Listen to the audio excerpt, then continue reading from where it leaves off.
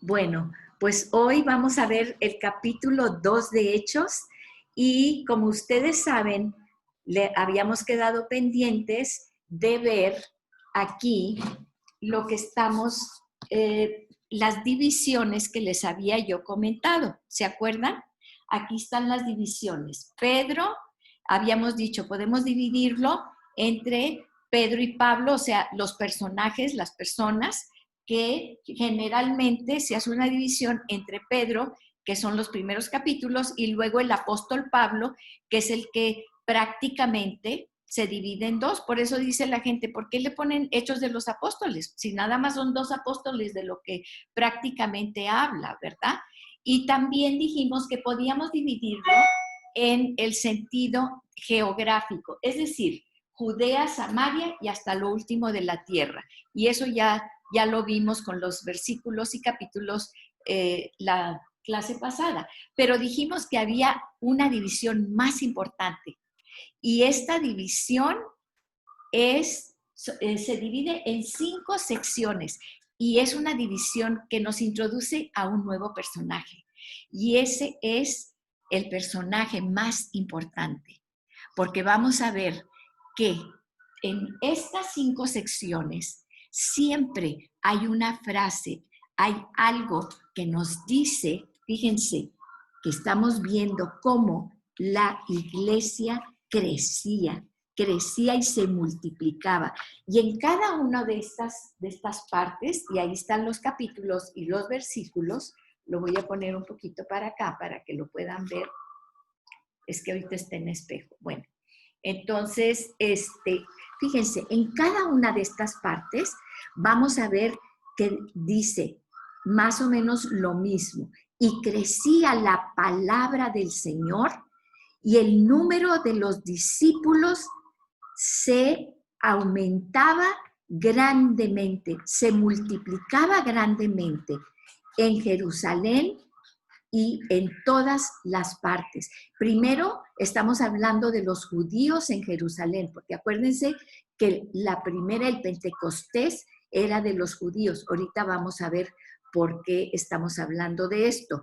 Y después de esto, vamos a ver que la misma oración, la misma frase, también para griegos y samaritanos, y la misma para gentiles de Antioquía y para Asia, y finalmente para Europa. Y lo más importante, pues que llega hasta Roma, que es la capital del imperio más grande en ese tiempo, del imperio romano. ¿Sí? Entonces, vamos a ver que los hechos que estamos viendo entre cada uno de estos versículos y capítulos son hechos muy importantes. Había tantas cosas que estaban pasando, pero ¿por qué escogen Lucas? Y con el editor, ya lo sabemos, el editor divino, Dios, específicamente esos hechos que nos va relatando Lucas en este libro tan importante, que van a llevar a que haya esta expansión, esta explosión del evangelio, ¿sí? Con 12 apóstoles inició Jesús y vamos a ver hasta dónde llegó el evangelio, ¿sí? Y por eso estamos nosotros aquí. Muy bien, entonces vamos a iniciar en Hechos 2, que es el capítulo que sigue, y dice: cuando llegó el día del Pentecostés, estaban todos juntos, unánimes, en un mismo lugar. Entonces, ¿qué era lo que estábamos diciendo? Acuérdense que había ciertas festividades para los judíos, que los judíos se habían esparcido por todo el mundo. Y ahorita vamos a verlo aquí en el mapa, vamos a ver que es por donde se habían esparcido los judíos. Pero donde quiera que estaban, había unas fiestas muy importantes para ellos, que todos, de todas partes del mundo, los judíos tenían que ir a Jerusalén a estas fiestas solemnes, ¿sí? En la parte de atrás vienen las fiestas, como ustedes ya lo han visto, ¿verdad? Y estamos hablando del Pentecostés. Entonces, Antesito del Pentecostés habíamos hablado de la Pascua. Viene también ahí en la página 174. ¿Cómo se relaciona esta festividad? Era el día de la liberación nacional de Israel, cuando habían salido de 400 años de esclavitud, 430, pero se habla de 400 años de esclavitud en Egipto, ¿sí? ¿Y qué es lo que había sucedido? Acuérdense, las 10 plagas, etcétera, y que finalmente el faraón los libera. ¿Por qué? Porque Dios le dice a Moisés, adviértele al faraón que voy a ir por los primogénitos, ¿sí? Y entonces dice, pero a ustedes, mi pueblo, van a sacrificar un cordero y van a poner la sangre del cordero en el dintel de sus puertas, y entonces, por eso en inglés se llama Passover, o sea, pasó sobre, el ángel de la muerte pasó sobre todas lo que estaba cubierto con la sangre del cordero, ¿sí? Obviamente solamente del pueblo de Israel, y con todos los egipcios pues hubo gran mortandad de todos los primogénitos, incluyendo el del faraón, y finalmente el faraón obviamente los deja ir, ¿sí? Esto lo tenemos aquí, donde lo estamos viendo en la Pascua, ¿sí? En la Pascua aquí lo estamos viendo. ¿Y qué significa la Pascua para nosotros? El cordero que ellos sacrificaron cubriendo, que los libró de la muerte a ellos. ¿Quién es nuestro cordero que nos libra de la muerte y que derramó su sangre por nosotros? Y estamos cubiertos nosotros con la sangre, por lo tanto, la muerte pasa por encima y no nos toca, ¿sí? Después de eso viene inmediatamente lo que estamos viendo aquí, ¿verdad? Las primicias. Las primicias, ¿qué significan las primicias? Que Jesús es el primero que abrió la puerta, rompió el velo para entrar directamente a la presencia de Dios, y Él fue el primero, y ahí detrás vamos nosotros. Él nos abrió el paso. Eso quiere decir las primicias. Y finalmente tenemos las primicias. Aquí vemos que Jesús resucitó y venció a la muerte, y nosotros resucitaremos también en el día postrero, venciendo a la muerte. Y Jesús es el primero, ¿sí? Y luego vemos aquí que después de esta festividad, que es la Pascua, pasan 40 días, 50 días, perdón, y entonces vamos a ver esta nueva festividad. Y esa festividad es en el mes 3 de Sivan, la fiesta del Pentecostés. ¿Qué es la fiesta del Pentecostés? Es la fiesta de las semanas, y era donde se ofrecía 2 panes con levadura, ¿sí? Y bueno, vamos a ver de qué se trata y qué sucedió en esa fiesta 50 días después de la famosa fiesta de la Pascua. Entonces, en esta fiesta, todos los judíos del mundo que habían creído en Dios, en Yahweh, en el Dios único y soberano, ¿sí?, de los judíos, ellos tenían que venir al templo, a Jerusalén, a pasar esas fiestas allí. Y vamos a ver qué está pasando en este día de Pentecostés. Dice, cuando llegó el día de Pentecostés, estaban todos juntos unánimes en un mismo lugar, y de repente vino del cielo un ruido como el de una ráfaga de viento impetuoso que llenó toda la casa donde estaban sentados, ¿sí? Muchas veces se ha caracterizado el soplo divino, el soplo de Dios, el ruaj, y hasta podemos oír en la palabra ruaj, o sea, es un soplo poderoso, ¿sí? Pues viene este soplo y ellos dicen, ¿qué está pasando? ¿Sí? Y entonces en el versículo 3, Hechos 2:3, se les aparecieron lenguas como de fuego que repartiéndose se posaron sobre cada uno de ellos. Y aquí quiero hacer un paréntesis, porque fíjense una cosa. Mucho hablamos de que estaban todos juntos, unánimes, en un mismo sentir, en un mismo espíritu, pero la presencia de este lengua de fuego era personal. Es una experiencia personal, ¿sí? Vino el Espíritu Santo, sí, definitivamente, pero cada uno tenía una lengua de fuego sobre su cabeza. Aquí dice que todos fueron llenos del Espíritu Santo y esa llenura del Espíritu Santo los transformó completamente. Comenzaron a hablar en otras lenguas según el Espíritu les daba habilidad para expresarse, ¿sí? Y aquí, fíjense, hay un propósito no para ellos. Ahorita estábamos en una graduación, ¿verdad?, de una escuela de lenguas de Suiza y estaban transmitiendo, Amalia fue la que dio el speech y todo porque estuvo allá, y había niñas que les dieron premios porque hablaban 5 idiomas, hablaban 4 idiomas, 5 idiomas, ¿sí? Pero no es para que, yo puedo hablar 4 idiomas, yo puedo hablar 5 idiomas. No, fíjense, había un propósito y una finalidad. Y eso es lo que vamos a estar viendo acerca del propósito del Espíritu Santo. Fíjense, había en el 5, judíos que moraban en Jerusalén. Había judíos que ahí vivían en Jerusalén, ¿sí? Hombres piadosos, procedentes de todas las naciones del mundo, como lo habíamos visto, ¿sí? Bajo el cielo, todas las naciones. ¿Por qué?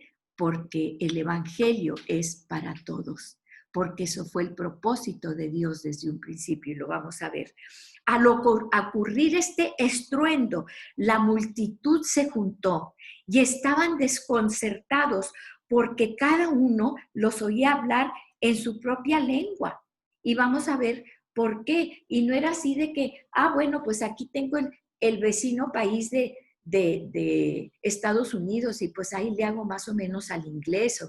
No, fíjense bien, dice, estaban asombrados, dice, y se maravillaban diciendo, miren, pues no son estos los de aquí de este pueblito, de estos galileos que son de por aquí, por el norte de Galilea, están hablando en todos los idiomas de las naciones del mundo. Dice, ¿cómo es que cada uno de nosotros los oímos hablar en nuestra lengua en la que hemos nacido? Porque acuérdense que habían sido dispersos los judíos por todas partes y como estaban bajo dominio de otras naciones, ya no sabían hablar el hebreo, habían perdido su lengua y entonces habían regresado, eran judíos, habían regresado y algunos eran prosélitos que se habían convertido, pues menos sabían el hebreo, ¿sí? Pero Dios proveyó esto.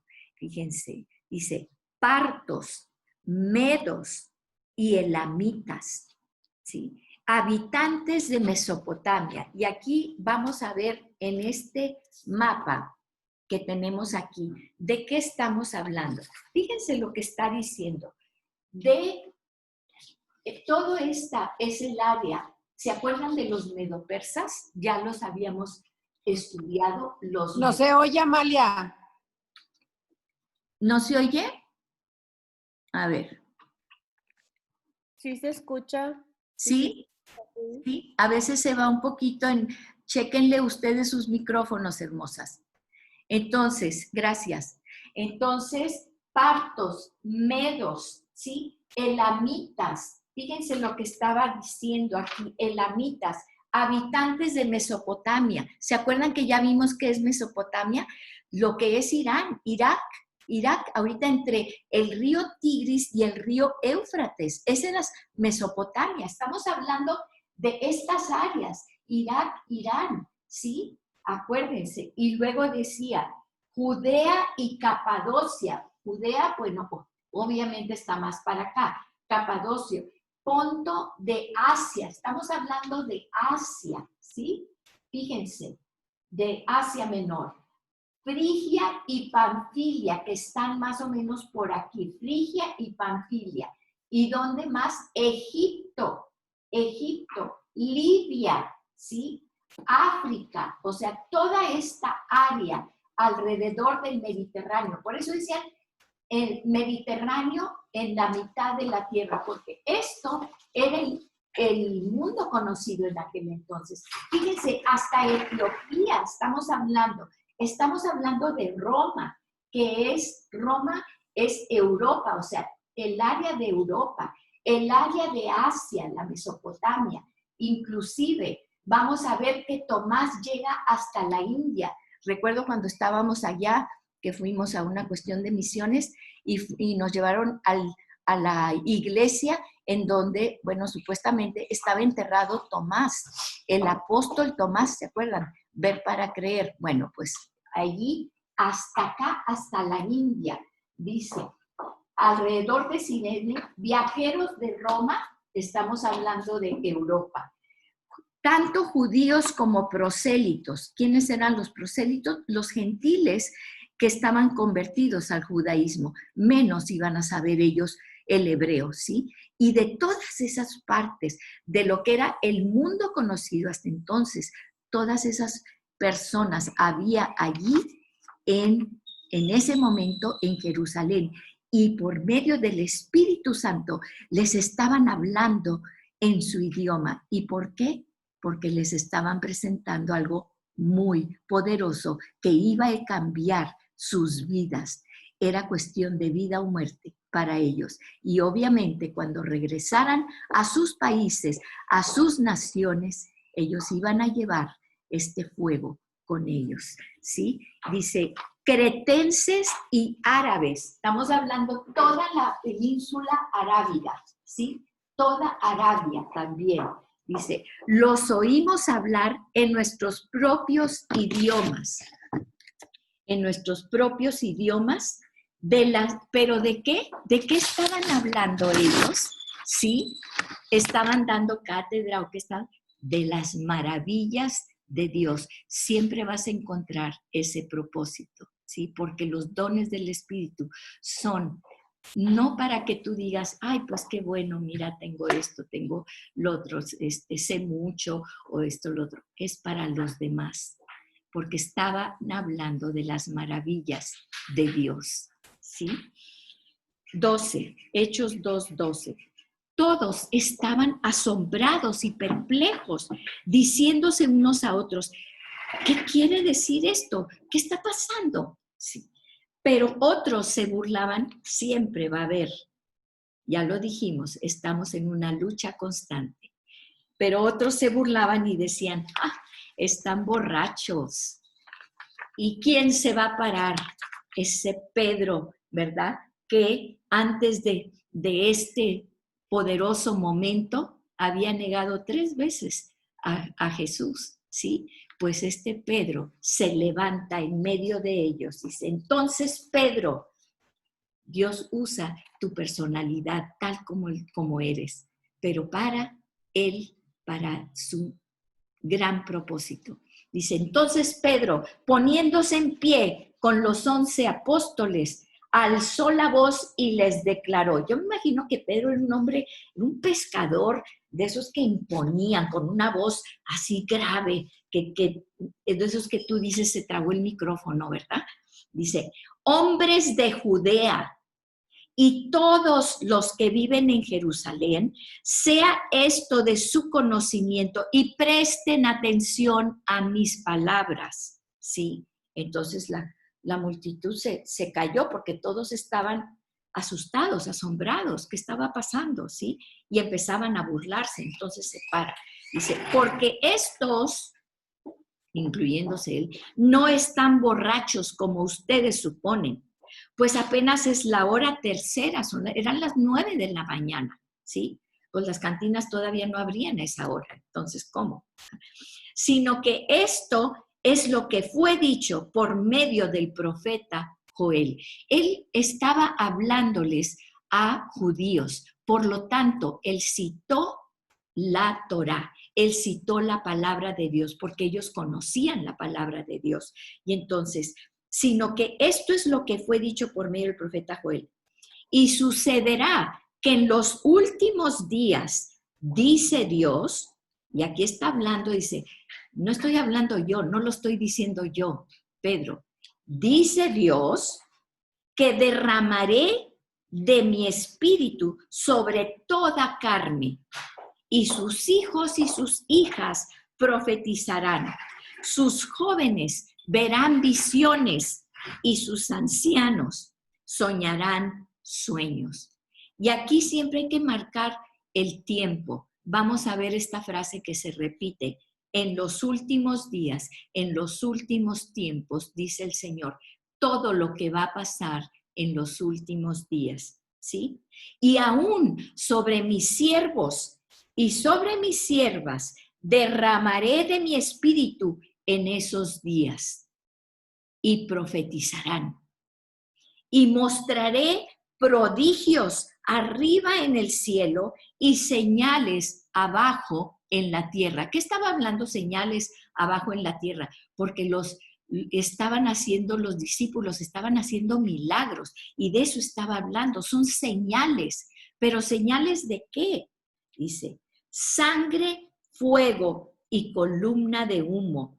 El sol se convertirá en tinieblas. Él está hablando de todas estas señales, prodigios que va a haber en el cielo. Primero habla del cielo y dice, va a haber eclipses, va a haber lunas de sangre. Ya lo hemos visto, las lunas de sangre últimamente, ¿sí? Cada rato las ponen en el internet y ahí vamos afuera a ver las lunas de sangre. Dice, antes que venga el día grande y glorioso del Señor. Y aquí este es diferente. Una cosa son los últimos tiempos y otra cosa es el día grande y glorioso del Señor. Y vamos a ir viendo cómo desarrolla todo este tema de los últimos días y el día grande y glorioso del Señor, porque tendemos a confundirlos, ¿sí? Y desde ahorita, bueno, hay muchos versículos que en el cuaderno de trabajo nos dieron muchos versículos. Yo no sé si ustedes lo vieron, pero la lección 3 y 4 estuvo larguísima. ¿Qué nos quiso dar a entender con todo esto que nos estuvo llevando al Antiguo Testamento y al Nuevo Testamento? Fue para enseñarnos qué quiere decir con los últimos tiempos. Y aquí lo tenemos, pues ya se los voy a dar muy sencillito y muy digerido. Aquí está los últimos tiempos. Fíjense, aquí está Jesús. Por eso el apóstol Pedro está diciendo, él cita los últimos tiempos que viene diciendo Dios y profetizando desde el Antiguo Testamento. Pero ¿cuándo se empiezan a cumplir los últimos tiempos? Desde la muerte y resurrección de Jesús. Desde la muerte y resurrección de Jesús son los últimos tiempos. Todo esto que vamos a leer, que son los últimos tiempos. Muchas veces confundimos con lo que después dice aquí, el día del Señor, el día glorioso y temible del Señor, que esa es otra fecha, es un día especial. ¿Y saben qué día es ese? El día en que viene nuestro Redentor por nosotros y se cumplirá todas las promesas finalmente de la eternidad que Dios tiene para nosotros, ¿sí? Entonces, los últimos tiempos, acuérdense, inician desde aquí, desde la resurrección de Jesús, la venida del Espíritu Santo y se empiezan a cumplir los últimos tiempos. Muy bien, vamos a seguir con la clase leyendo. Y dice,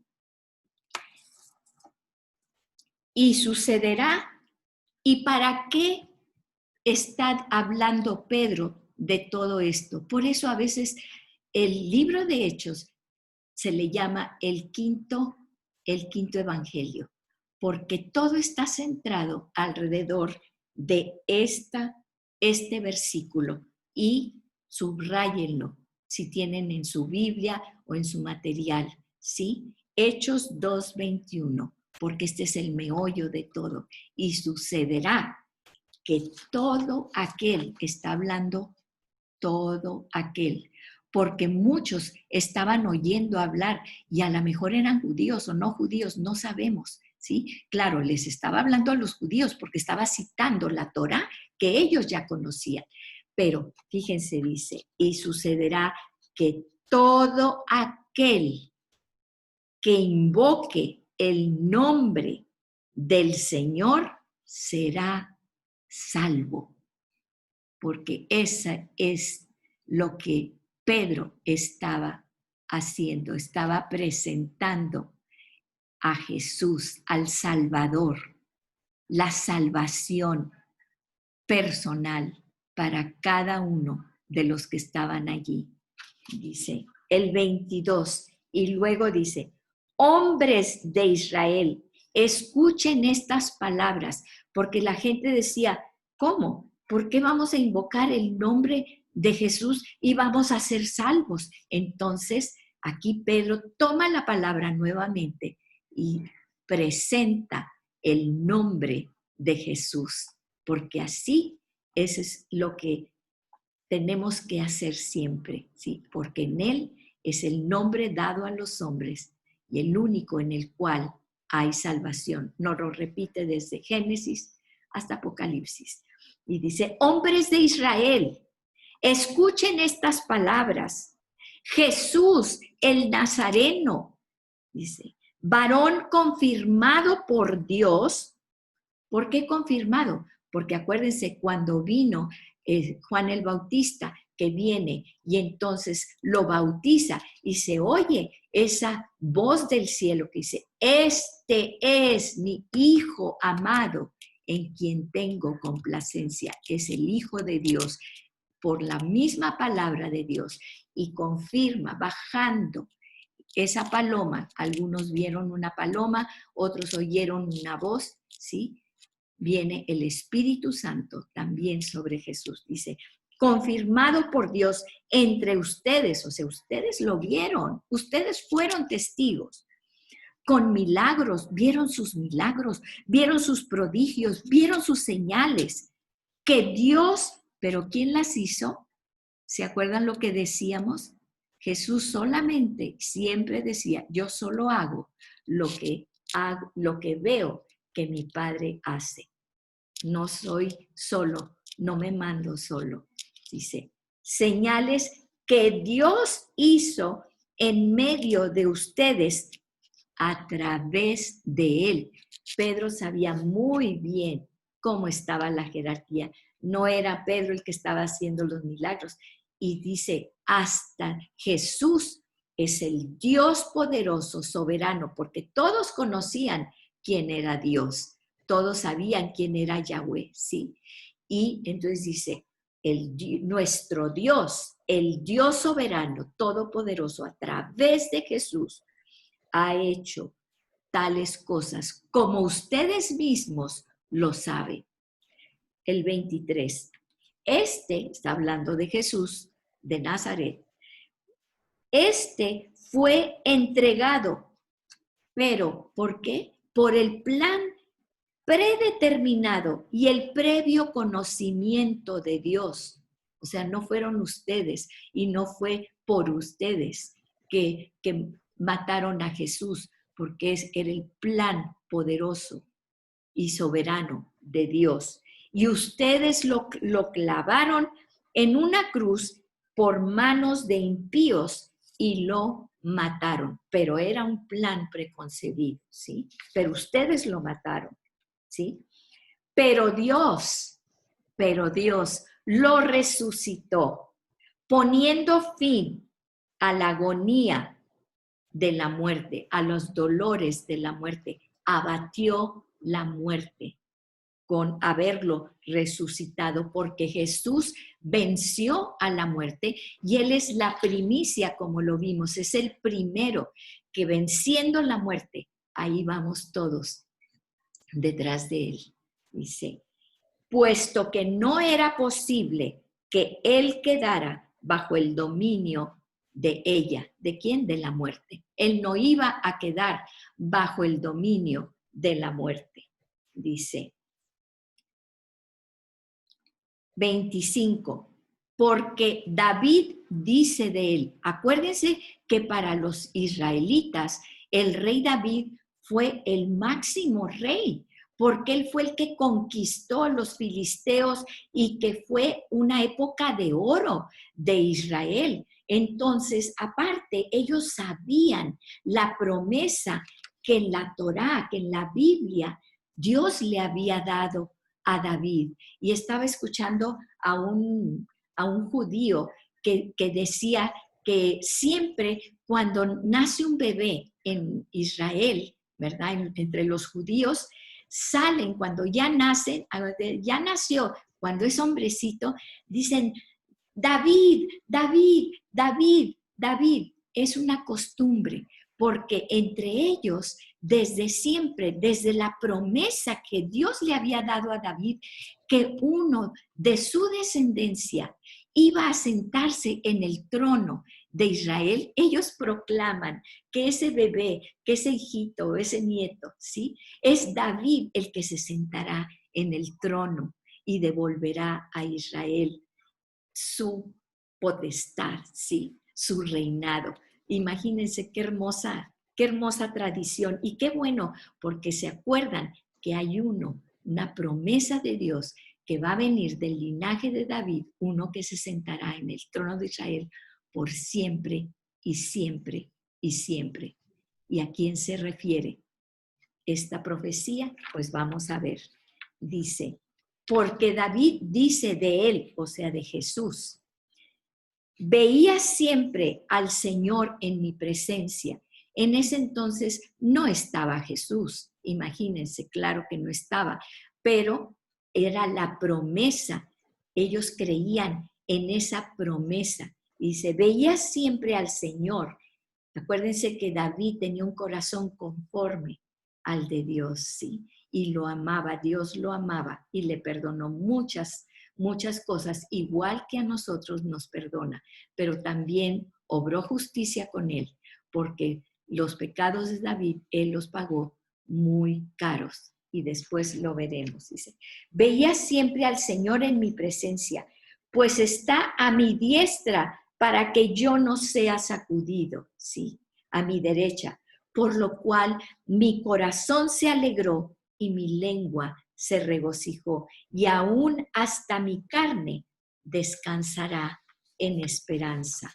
Qué hermoso, hasta mi cuerpo, hasta lo que me duele, esto, tengo una esperanza, dice. Y en el 27, aquí está hablando de Dios, y le dice a Dios, pues tú no abandonarás mi alma en el Hades, ¿sí? O en la región de los muertos. Aquí está el Hijo Jesús hablándole al Padre.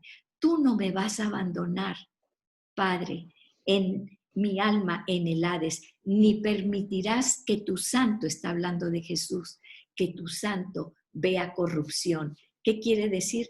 Que el cuerpo de Jesús se estuviera en una tumba y se hiciera gusano, sí.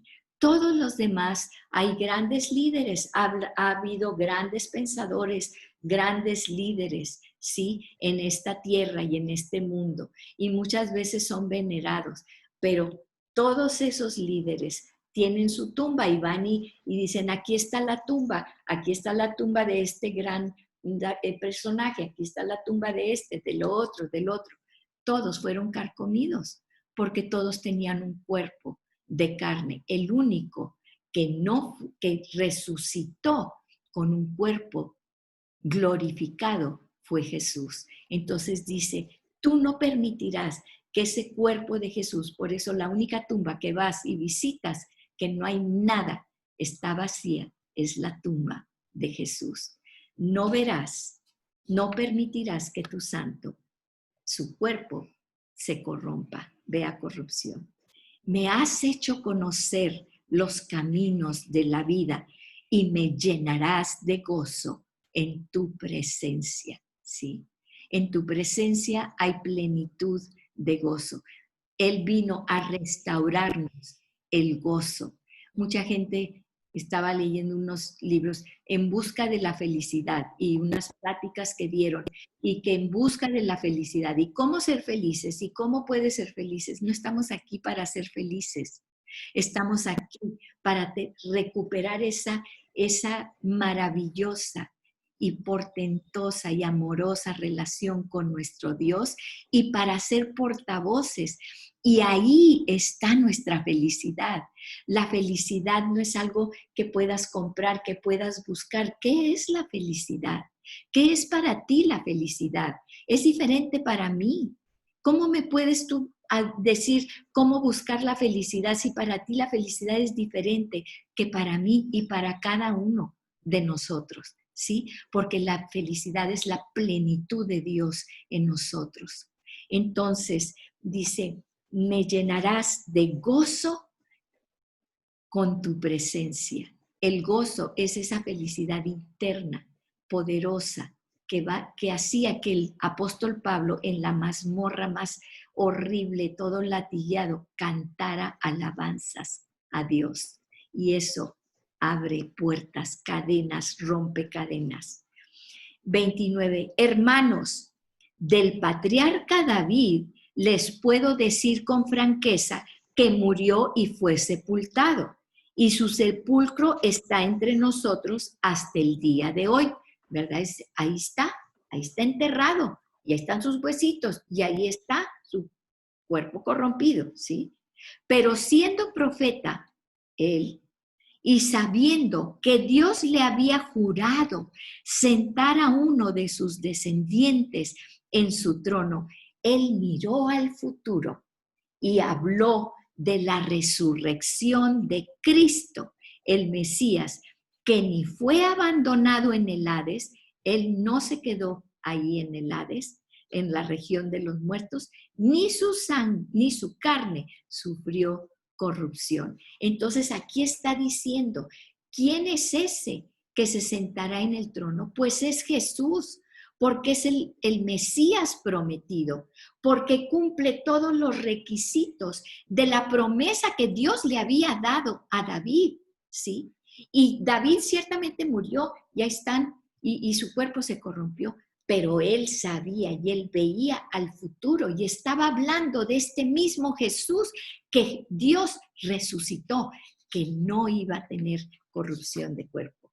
Y entonces dice, a este Jesús resucitó Dios, de lo cual todos nosotros somos testigos. ¿Cuánto tiempo estuvo Jesús resucitado, con el cuerpo resucitado? No resucitó como resucitó a Lázaro, porque Lázaro tenía un cuerpo normal y volvió a morir, ¿sí?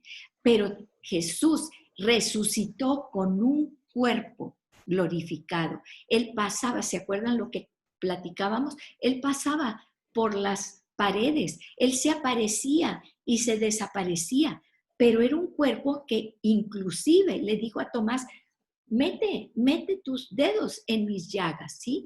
Y él comió con ellos, ¿se acuerdan? Cuando lo ven a los lejos en la playa, se acercan y ven que es Jesús, y Jesús les está preparando unos peces, unos pescados, y decía, vamos a comer, y comió con ellos.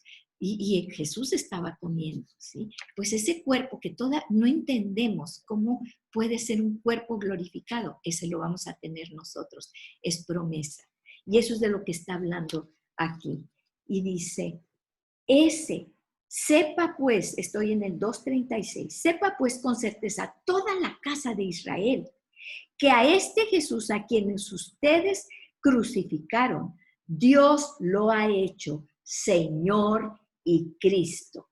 Cristo es la palabra griega para Mesías. En hebreo Mesías, en griego Cristo, ¿sí? Jesús, Cristo, Jesucristo quiere decir Jesús el Mesías.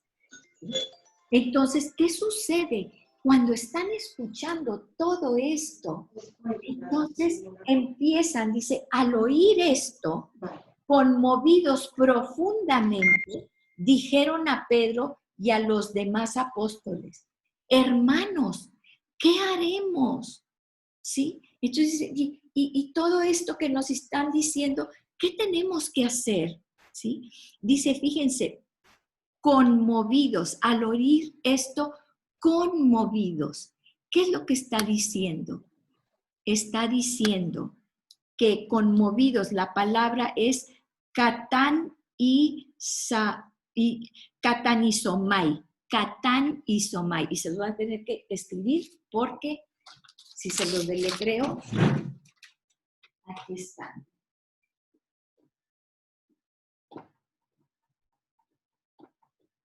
Katán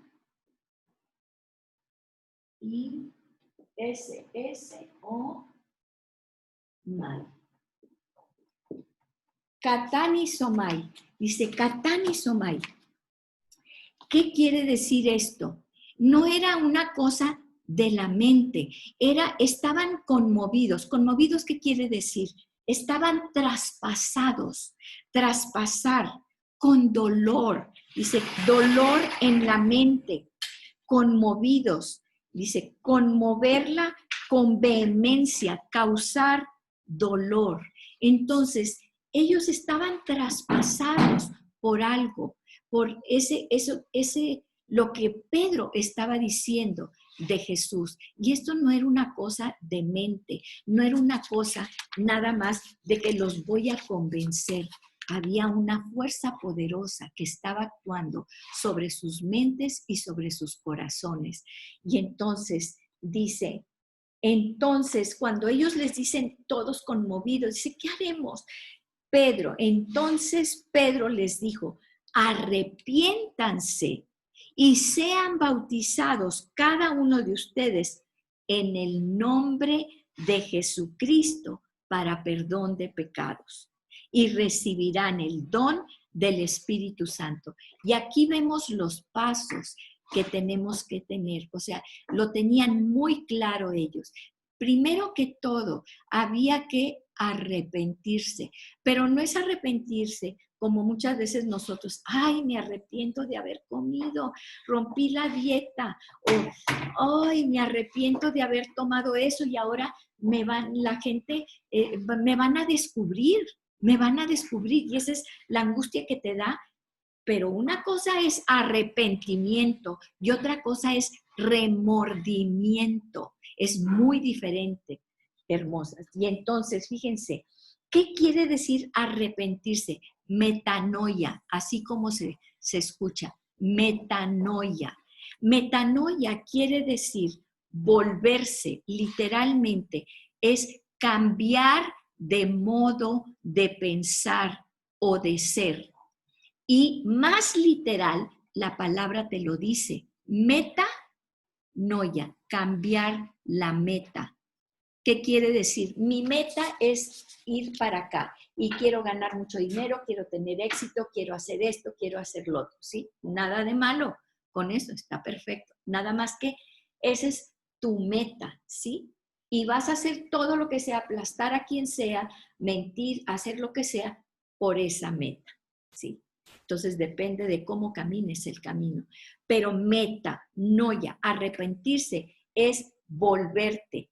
Y imagínense, aquí literalmente en la definición, ¿verdad? Que tenemos dice sentido literal griego. Denota una situación en que en un trayecto ha tenido que volverse o regresarse del camino en que se andaba y tomar otra dirección. Ese es lo que viene en el diccionario griego, ¿sí? O sea, regresarte del camino en que andabas para tomar otra dirección. Eso es exactamente lo que quiere decir. Arrepentirte quiere decir que vas a volver de donde ibas y vas a cambiar tu meta, literalmente 180 grados, ¿sí? Porque a final de cuentas ibas por un camino que no te iba a llevar a la puerta en donde está Jesús parado diciendo, entra, este es el camino, yo soy el camino, entra por aquí. y tú habías tomado un camino por allá y en la otra se fue por otro camino por allá y la otra por otro allá, ¿sí? Por eso es muy importante no confundirnos. Dicen, todos los caminos llevan al bien. No, no todos los caminos llevan al bien. No nos confundamos. Hay un solo camino, hay una sola puerta. Dice Jesús, yo soy el camino, yo soy la puerta. Hay muchos caminos, pero en este camino es donde está Jesús con los brazos abiertos. Pasen, entren. La gente dice, es que como un Dios de amor nos va a mandar al infierno. No, no te va a mandar a ningún lado. Tú solito vas caminando al precipicio y Dios está aquí y Jesús y el Espíritu Santo. Vuélvete, regrésate, te vas a caer, vas al precipicio, vente a este camino, aquí está la puerta, este es el camino, no sigas por ese camino porque vas a llegar al precipicio, ¿sí? No, si nadie nos manda, solitos nos vamos. Entonces, fíjense, dice aquí, metanoia. Primero tienes que arrepentirte. ¿Y quién hace esa obra de arrepentimiento? ¿Cuántas veces tú le has hablado de Dios a las personas, de que Jesús perdona tus pecados? Pero si yo no he matado a nadie, ¿yo de qué me tengo que arrepentir? ¿De qué es eso? ¿Sí? Porque tiene que haber algo poderoso en tu mente y en tu corazón. Y esa es la labor del Espíritu Santo. Entonces, fíjense, dice, primero que todo, dice, arrepiéntanse y sean bautizados cada uno de ustedes en el nombre de Jesucristo. O sea, primero lo llevan, arrepiéntanse, pero ¿qué tienen que hacer? ¿A dónde se...? O sea, arrepiéntanse, sí, me arrepiento de todo, pero, a ver, céntrate. Cree en Jesús, aquí está el camino, aquí está tu meta, aquí está tu salvación, ¿sí? No es nada más de que te arrepientas, es de que te arrepientas y entiendas que en el camino en que andabas, ahora vas a cambiar y ahora te vas a ir por este camino. En el nombre, y aquí es muy, muy claro, dice, en el nombre de Jesucristo. Recuerden, siempre que vean nombre de Jesucristo, lo van a circular, lo van a subrayar.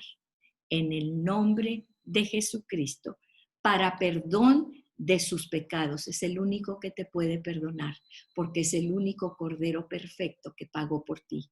Dice, y entonces recibirán el don del Espíritu Santo, ¿sí? Entonces, fíjense, por eso es lo que estamos diciendo ahorita, sean salvos. Eso es lo que les estaba diciendo. Todo este discurso fue para decirles, la salvación es Jesús, sean salvos. Esto es cuestión de vida o muerte. Dice el 39, porque la promesa, cuando habla la promesa, yo marco el Espíritu Santo como una palomita celeste, miren. Bueno, está todo marcado, pero como una palomita celeste. Entonces, donde quiera que yo veo las palomitas celestes, ya sé que es el Espíritu Santo. Dice, porque la promesa, ¿cuál era la promesa? La promesa del Espíritu Santo. Es para ustedes. Y luego aquí es algo maravilloso. ¿Por qué? Porque dice, no nada más para ustedes. Acuérdense que Dios bendice de generación en generación. Dice, para ustedes, para sus hijos y para todos los que están lejos, para tantos como el Señor nuestro Dios llame. ¿Y a quién llama el Señor? A todos nos está llamando, pero unos van a decir, están borrachos, ¿sí? Y el vecino y el del Oxxo, y muchos van a decir eso, ¿sí? Entonces dice, pero entonces dice, y Pedro en el 40, dice, y Pedro con muchas otras palabras testificaba solemnemente y les exhortaba y aconsejaba. Y yo quiero que ustedes vean esto. Fíjense, esa palabra es una palabra doble. Exhortaba, aconsejaba. Aconsejaba, ¿qué quiere decir? Esta palabra originalmente quiere decir rogar, confortar, instruir, consolar, animar, fortalecer, enseñar, implorar y suplicar. Implorar y suplicar. Yo me imagino a ese Pedro con esa voz, con ese vozarrón. Primero los instruía, les hablaba y les decía, ustedes lo mataron, y luego les rogaba y luego les imploraba, les suplicaba y los animaba, ¿sí? Y fortalezcanse, yo los animo, vengan al Señor. Era tal su pasión por ver las almas que estaban perdidas para que tuvieran la salvación en Jesús. Imagínense. Pues, ¿cómo era? ¿Y qué es lo que les decía? Sean salvos, otra vez. Sean salvos en el nombre de Jesús. Dice, sean salvos. Escapen a esta perversa generación. Y aquí esta palabra salvos se escribe soso, S-O-Z-O, soso. Y es una palabra que mucha gente habla, y el ministerio soso, etcétera, etcétera, porque quiere decir dos cosas: ser salvos y ser sanos, ¿sí? Ser salvos. Soso quiere decir rescatar. Quiere decir rescatar del peligro, de la destrucción y de la muerte. Fíjense, eso es lo que quiere decir ser salvo. Dice, rescatar del peligro. Allá van al precipicio, a la muerte, ¿sí? Y quiere rescatar a esas personas, rescatar del peligro, de la destrucción, de la muerte. Sanar una enfermedad, restaurar la salud. Y la salud, fíjense, estamos viendo los dos aspectos, la salud emocional y la salud física, inclusive, ¿sí? La salud emocional y la salud física. Todo eso envuelve el ser salvo. Sed salvos, soso, S-O-Z-O. ¿Sí? De esta perversa generación, porque esta perversa generación era lo que los estaba llevando precisamente hacia la muerte, ¿sí? Dice 41. Entonces, los que habían recibido su palabra,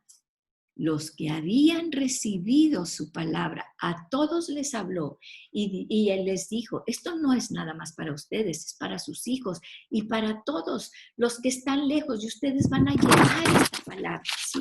Pero ¿qué es lo que dice? Los que escucharon su palabra, no nada más la escucharon, la recibieron, ¿sí? Fueron bautizados. Y se añadieron aquel día, todo esto sucedió en el día del Pentecostés. Todo esto sucedió cuando vino el ruaj de Dios, el viento fuerte del poder del Espíritu Santo. Todo esto en un día, y en este día se agregaron 3,000 almas, ¿sí? Y se añadieron aquel día como 3,000 almas. Ahí cortamos el día del Pentecostés. Pongan una línea y ahí terminamos con el día del Pentecostés y iniciamos ya después esa vida en comunidad, cuando empiezan a juntarse todos los que habían aceptado esa palabra de Pedro. Y entonces en el 42, ¿qué es lo que estaban haciendo? Estaban tan maravillados, tan llenos de esto, ¿verdad? De este gozo del Señor, que dice que se dedicaban continuamente a las enseñanzas de los apóstoles. Los apóstoles todavía no estaba el Nuevo Testamento. Se escribió alrededor de unos 30 años después, empezó a escribir el Nuevo Testamento, ¿sí? Entonces dice, los apóstoles, los que habían sido testigos de todo lo que lo que Jesús había hecho, de todas las maravillas, portentos y prodigios, ellos estaban enseñando a los demás, ¿sí? Perseveraban y en la común unión, en la comunión. Cuando estás con un grupo de gente, ¿cómo te sientes con ese grupo de gente? Hablas de lo mismo, estás hablando, ellos hablaban de las maravillas del Señor, se sentían unidos unos con otros, ¿sí? Entonces, comunión al partimiento del pan y a la oración. Siempre estaban orando, Señor, habían recuperado al Dios de su salvación, habían recuperado a esa comunión con Dios. Entonces, lo que querían estar haciendo todo el día, Dios, gracias, Dios, una cosa, ¿cómo hago esto? ¿Y qué voy a hacer de esto? O sea, Él era todo. Ellos estaban orando siempre al Señor, ¿sí? Y estaban en comunión y al partimiento del pan. ¿Qué es el partimiento del pan? Durante toda la Biblia, desde el inicio hasta el final, sentarte a la mesa y partir el pan es un signo de pacto, ¿sí? Cuando Jesús estaba con sus discípulos en la última cena, que dice, hagan esto en memoria de mí. ¿Y qué quiere decir esto? Estamos en pacto, estamos en un pacto, ¿sí? Estaba el pan, estaba el vino, como era en la Pascua, pero no había cordero. La tradición judía decía que tenían que comer cordero y tenían que partir el pan y tenían que beber el vino, ¿sí? Porque era el pacto que había hecho Dios desde antes con ellos. Pero ahora se sienta Jesús a la mesa y no hay cordero, porque el cordero era él mismo, vivo entre ellos, que este cordero que era él pronto sería sacrificado. Qué hermoso. Bueno, entonces decimos partimiento del pan y a la oración. Entonces, ¿a qué se dedicaban cuando vino este Espíritu Santo, esta fuerza? Enseñan a las enseñanzas. Los apóstoles enseñaban, ¿sí? Estaban en comunión, hablaban de lo mismo, el mismo lenguaje, ¿sí? Partían el pan, compartían el pan, te sientas a la mesa, compartes el pan, ¿sí? Y a la oración. Entonces, fíjense, después de esto es como van haciendo esta comunidad que había sido tocada por el Espíritu Santo y que se habían arrepentido, habían creído en Jesús y habían sido bautizados. Y luego vamos a ir al 43 y dice, al ver todo esto, fíjense, ¿qué pasa? Sobrevino temor a todas las personas, pero ese era, ya lo dijimos, hay dos acepciones de temor. En inglés es en awe, o sea, era un temor reverente. ¿Qué está pasando? ¿Cómo fuimos transformados? Mira, mi vecino que decía esto, que hablaba mal, que lo que ustedes quieran, ¿sí? Y ahora, dice, sobrevino el temor reverente a todas las personas. ¿Por qué? Porque había muchos prodigios y señales y milagros se hacían por los apóstoles, ¿sí? Estos milagros no eran para engrandecer a los apóstoles. Vamos a ver después cuál es la finalidad, para que distingas entre los verdaderos milagros que vienen de Dios por un propósito muy poderoso y los que son otras cosas que no son, ¿sí? Que no vienen de Dios. Y en el 44 dice, todos los que habían creído, creer en griego es un verbo continuo presente, ¿sí? Por eso cuando dice, y todo aquel que en él cree, ¿sí? Porque de tal manera amó Dios al mundo, dice, que ha dado a su único hijo, a su hijo unigénito, para que todo aquel que en él cree, y es importante, no es crea, es cree, porque es continuo, un presente continuo, por toda la eternidad. Estás creyendo siempre, siempre, cada segundo y cada minuto, en presente continuo y permanente. Todos los que habían creído estaban juntos y tenían todas las cosas en común y vendían todas sus propiedades y sus bienes y los compartían con todos según la necesidad de cada uno. Y día tras día continuaban unánimes. ¿En dónde? En el templo, en un lugar de reunión, ¿sí? Y partiendo el pan en los hogares, en el templo. Pero muchas veces el templo era en los hogares. Aquí lo dice. Y comían juntos con alegría y sencillez de corazón. Qué hermoso. ¿No les gustaría comer así en familia? ¿No les gustaría que en su mesa estuviera ese pan compartiendo unánimes, con alegría y sencillez de corazón?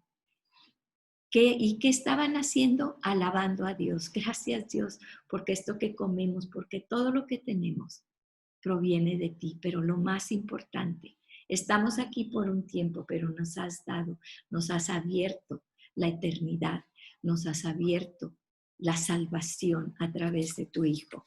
Dice, alabando a Dios y hallando favor con todo el pueblo alrededor. Y el Señor añadía cada día al número de ellos los que iban siendo otra vez salvos. En este capítulo vemos todo llevaba a que creyeran en Jesús para que fueran salvos, para restaurar esa relación con nuestro Dios. Hay tantas cosas que nos distraen en el mundo, hay tantas cosas que nos llevan para otro camino, que nos desvían y que dejamos de realmente centrarnos en lo más importante que es Jesús, en el nombre de Jesús, porque Dios le ha dado a él toda potestad de todo lo que está en el cielo, en la tierra y debajo de la tierra. Y eso es el Espíritu Santo, es para eso, para que nosotros, como los apóstoles, podamos compartir y poder mostrarles a los demás de generación en generación que el anhelo, el corazón de Dios, al haber mandado al Espíritu Santo, es que nos va a dar esa fuerza, ese poder que les dio a los apóstoles para exaltar el nombre poderoso de Jesús, para llevar su nombre, a sentarnos en una mesa, compartir el pan en comunión, sí, con todos los que están a nuestro lado. Dios ha puesto nuestra pasión. Si tu pasión es Jesús, tu propósito en la vida es compartirlo. Vamos a orar. Padre, en el nombre de Jesús te damos gracias por esta hermosa tarde, por este hermoso día, Señor, porque estamos viendo tu obra poderosa y porque hemos visto que Jesús ciertamente dijo, yo me voy a ir, pero voy a dejarles a ustedes al Espíritu Santo, mi mismo Espíritu, el Espíritu de Dios, maravilloso. Y Señor, queremos conocer más, conocerte más, Señor, a ti a través del Espíritu Santo y lo que Él está haciendo en nosotros. Te damos toda la honra y toda la gloria en el nombre poderoso de Jesús. Amén y amén.